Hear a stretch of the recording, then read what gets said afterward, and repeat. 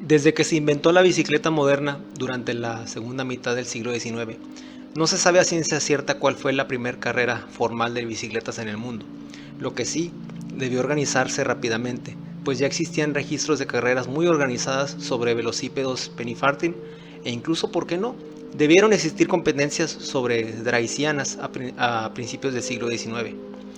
Durante la última década del siglo XIX, el ciclismo de velódromo ya estaba muy consolidado y aportaría al mundo el diseño de la bicicleta de pista, que por sus ventajas aerodinámicas, conducción deportiva y desempeño sería adaptada para las primeras carreras de bicicletas sobre caminos y carreteras, modalidad que evolucionó a las carreras del ciclismo de ruta.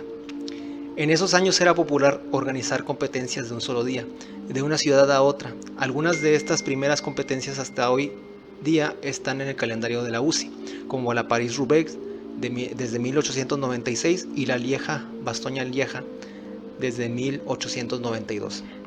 A principios del siglo XX se organizaron las primeras grandes vueltas o tours, una modalidad muy atrevida y brutal para las percepciones y capacidades tecnológicas de aquella época. Fueron celebradas las primeras ediciones del Tour de Francia en 1903 y Giro de Italia en 1909. La Vuelta a España llegaría hasta la década de los años 30. ¿Con qué tenían que lidiar los ciclistas competidores de finales del siglo XIX y principios del XX? ¿Cuál era la tecnología a su disposición? Te sugiero servirte un café porque vamos a sumergirnos en la historia.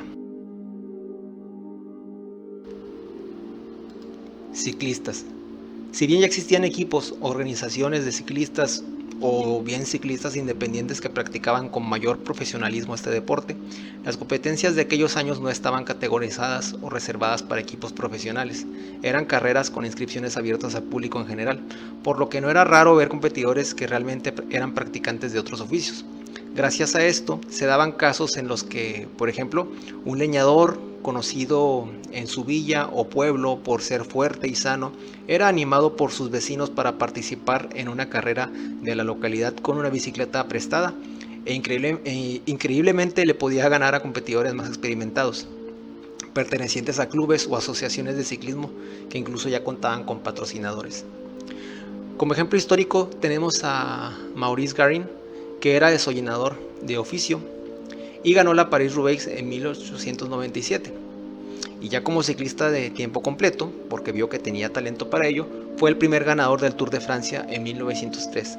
En general todos tenían una masa muscular muy similar, cosa que en la actualidad no sucede, pues hoy existen especialidades que exigen un cuerpo específico. Los ejemplos más básicos en el ciclismo de ruta son el sprinter, que ocupa buena masa muscular, y el escalador, que requiere menos peso. También vale la pena mencionar que estaban expuestos a los peligros de su tiempo, problemáticas sociales y conflictos bélicos. El ciclista corría peligro al entrenar en los caminos rurales de caer en manos de bandidos o accidentes sin tener oportunidad siquiera de dar el pitazo que estaba en peligro, cosa que lamentablemente sigue pasando en países de América Latina, por ejemplo mi México. Otra problemática era si el ciclista era de una nacionalidad, quizá no podía ser bien visto o bien recibido en alguna carrera de otro país con el que en aquel momento existía tensión política. El mayor peligro y más lamentable era la guerra. Es verdad que algunos ciclistas famosos, antes de competir y lograr una carrera, forjaron su condición física como mensajeros en el ejército. Eso era muy común, pero también es algo muy real y muy cierto que algunos jóvenes talentosos ciclistas perdieron su vida en el campo de batalla, sobre todo durante la Primera Guerra Mundial. Por mencionar un caso, nada más un simple caso, tenemos a François Faber, nacido en Francia en 1887, heredó la nacionalidad luxemburguesa de su padre. Vamos a mencionar su palmarés en su carrera ciclista, de este increíble François Faber. En 1908 fue ganador del Giro de Lombardía, segundo lugar en el Tour de Francia con 4 victorias de etapa. 1909, ganador del Tour de Francia con 6 victorias de etapa. Primer lugar en el Paris Tours, Sedan-Bruselas,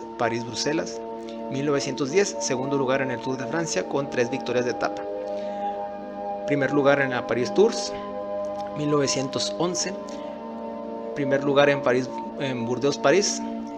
2 etapas en el Tour de Francia, ganador. 1913. Primer lugar en París-Roubaix. 1 etapa en la Vuelta a Bélgica. 2 etapas en el Tour de Francia. 1914. 2 etapas en el Tour de Francia, y en ese año estalla la Primera Guerra Mundial. Sin duda un deportista excepcional, con un futuro increíble, muy talentoso que era este muchacho. Y en 1915 su amor por Francia, país cuyas carreras lo llevaron a la gloria, lo llevó a enlistarse en las tropas auxiliares. Recordemos que era luxemburgués y lamentablemente murió en el campo de batalla en ese mismo año, a la edad de 28 años. Un final muy injusto para tan talentoso ciclista. Y así como François Faber, habían muchos ciclistas que morían en el campo de batalla, un lugar que no les correspondía. Las bicicletas. Como mencioné, las bicicletas de aquellos años eran herencia directa del diseño de las bicicletas de pista, solo que adaptadas para una conducción prolongada sobre la carretera. Hechas de acero, pesando en promedio unos 15 kilos, con ruedos de 28 pulgadas, de una sola velocidad y piñón fijo, con freno delantero, en algunos casos también se colocaba el freno trasero, y una distancia entre ejes larga.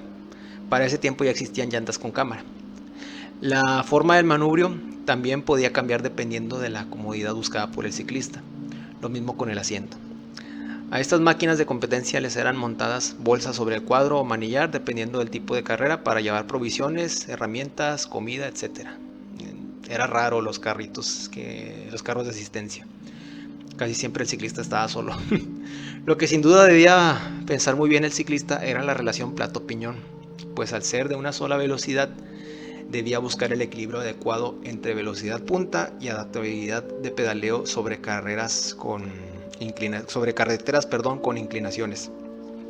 En pocas palabras, esta cuidadosa selección definía si un ciclista era capaz de lograr una buena velocidad en plano sin verse con la necesidad de bajarse de la bicicleta en secciones inclinadas del camino.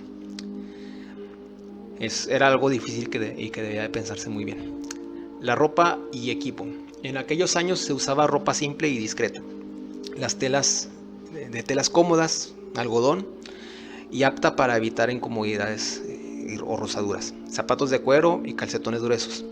No se usaba el casco, y el uso de lentes o googles era algo primordial para evitar el contacto de polvo con los ojos. Pues recordemos que las carreteras no estaban pavimentadas. Incluso no era para nada raro mirar a los ciclistas cargando bolsos y refacciones sobre su cuerpo. Por lo tanto, si de por sí ya tenían que lidiar con una bicicleta pesada de 15 kilos aproximadamente, más las refacciones que llevaban arriba, aparte tenían que cargar más peso sobre su cuerpo. Debieron ser unas bestias estas personas. Los caminos. Cuando salgas de tu ciudad hacia las áreas rurales, muy probablemente verás caminos largos, no pavimentados, que conectan una localidad con otra. Bueno, en aquellos años las carreteras sobre las que se llevaban a cabo estas carreras de un solo día o las grandes vueltas estaban en las mismas condiciones. Mucha tierra, rocas sueltas, lodo, vibraciones e incomodidad. Es por eso que a mí me gusta decir que las carreras de montaña tipo maratón, o mejor aún, las carreras especializadas en gravel, son una manera de aproximarse y conectarse con las sensaciones que estos pioneros debieron de experimentar en estas primeras carreras de ruta. Con todo lo anterior dicho, realmente dan escalofríos el solo imaginar los contratiempos y dificultades que debieron sufrir estas personas que hicieron grandes proezas. Unas auténticas máquinas de resistencia, valientes pioneros, dignos de recordar y jamás olvidar.